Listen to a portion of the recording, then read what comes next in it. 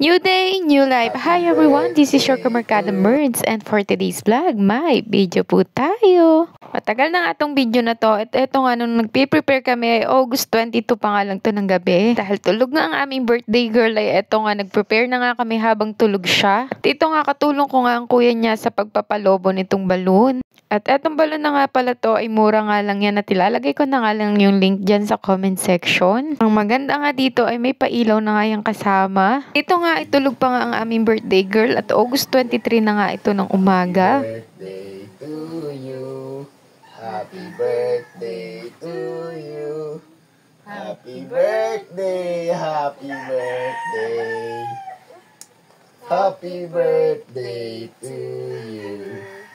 Maligayang bati sa iyong kaarawan.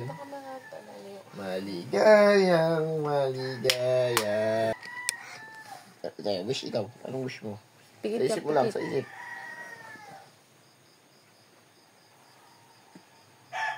Tulog pala yun eh. Tulong na. At dito nga ay kitang-kita nga ang kasiyahan ng aming baby bunso. Kahit nga naistorbo ang kanyang pagtulog, eto nga napakasaya nga niya. Sino ba naman ang hindi sasaya kahit namang gisingin ka ay talaga namang babatiin ka sa birthday ng ganito, di ba? Nakakatuwa lang din tong batang to dahil napaka-grateful nga ng batang iyan. And after lunch nga dito ay pumunta na nga kami sa SM para naman sa kanilang request. Dahil gusto nga ng birthday girl na dito sa Kidsuna mag-celebrate ng birthday niya. Kaya naman sila ay pinagbigyan na namin. Tuwing birthday nga nila ay hindi na nga kami naghahanda. Dito na nga lang kami nagse-celebrate. At dito nga ay niloloko nga itong kapatid niya na tutulian niya. Kaya naman kunyaring tatakbo siya at natatakot daw. Tawang-tawa naman itong aming bunso. Pagkatapos naman nila dito ay dito naman sila naglaro. Tuwing magbe-birthday nga sila ay sila nga yung tinatanong namin kung anong gusto nila sa birthday nila. Sa totoo lang kung maghahanda nga kami sa bahay, hindi naman talaga sila mag-i-enjoy at mga kapitbahay lang. Kaya sila na rin ang tinatanong namin sa birthday nila kung anong gusto nga nila. At kung kayang ibigay ay ibibigay. At kung hindi ay sige nga.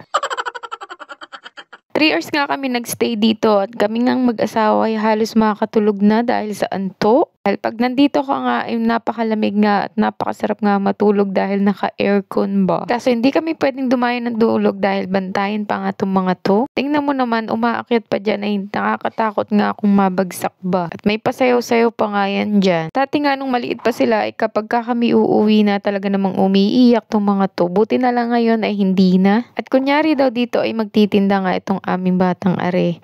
At kunyari daw kami ang kanyang customer. Isa nga kami ng binabantayan. Ang binabantayan nga ng asawa ko ay yung panganay at ako naman itong bunso. Dahil mahirap na nga rin pag hindi mababantayan ay baka may makaaway. Etong kuya niya naman ay dito naglalaro ay naku hindi na bagay. At dito nga isa daw sa pangarap ng aming bunso ay maging chef at itong kuya nga ay napakagaling na magluto ano. Tapos dito may isang batang lumapit dito at nakipagkaibigan nga dito saglit kay Anika. At nakakatuwa lang din itong batang to ay napakabait nga. Kaya naman si Anika natuwa din sa kanya. Pagkatapos nga dito naman napiling naglaro ng aking bunso ay eto meron na naman siyang nakaibigan.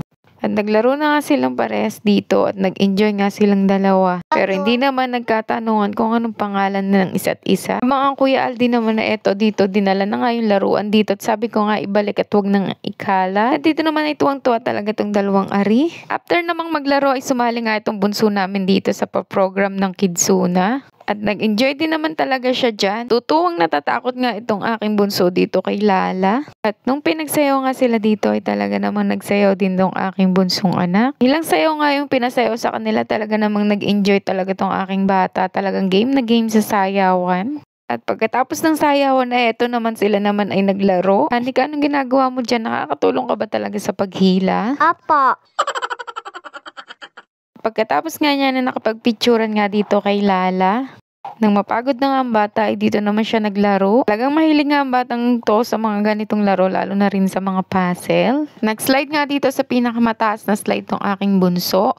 Kaso pagdating sa taas ay biglang natakot kaya umayaw na. Samantalang dati tapang-tapang talaga niya. After nun ay bumalik na siya dito sa sushi bar. Habang yung kuya niya naman ay nakisali na ulit dito sa program. Nahihiya-hiya pa nga yan pero game na game din naman. At nakita nga nung bunsong ito ang kuya niya na naandito kaya naman sumali na naman ulit siya. At hindi nga namin pinipigilan kung anong gusto nila ditong gawin. Talaga namang go ng go lang kami. At dito nga sumali sila ng games at magkaibang team nga ang kuya at ang bunso. Ang naging laro nila ay papashootan nga nila yung ball dito sa basket at paramihan nga sila ng bilang. At ang aming kuya ay mukhang nandadayat, nakalampas na nga sa linya. At kahit sabihan ko nga, hindi naman niya naririnig, talagang nag-i-enjoy na lang sa pag-shoot ng ball. Then, nang matapos na nga ang 3 hours sa Sunay, dito naman kami kumain sa Chowking. First time nga ng mga bata dito, buti na lang na-enjoy nila yung food. After namin kumain, nakala ko ay gusto nang umuwi nitong dalawang to. Talaga namang tumawad pa ng Tom's World. Kaya naman pinagbigyan namin pero pinakiusapan namin na pagkatapos dito ay talagang uuwi na kami. Syempre hindi papayag ang mami na hindi makagasta ng coins. At dito nga request nga nila itong Pikachu dahil hilig nga nila itong Pikachu. Kaya naman sinubukan ko kung talagang ako'y makakakuha nga dito at eto nga talagang muntik na nga talaga tayong makakuha. Eto nga yung pangalawang subok ko.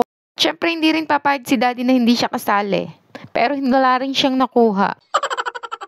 Pagkatapos na dito naman talaga nagpa-ekot-ekot tong dalawang ito pero ako yung nahihilo katitingin sa kanila.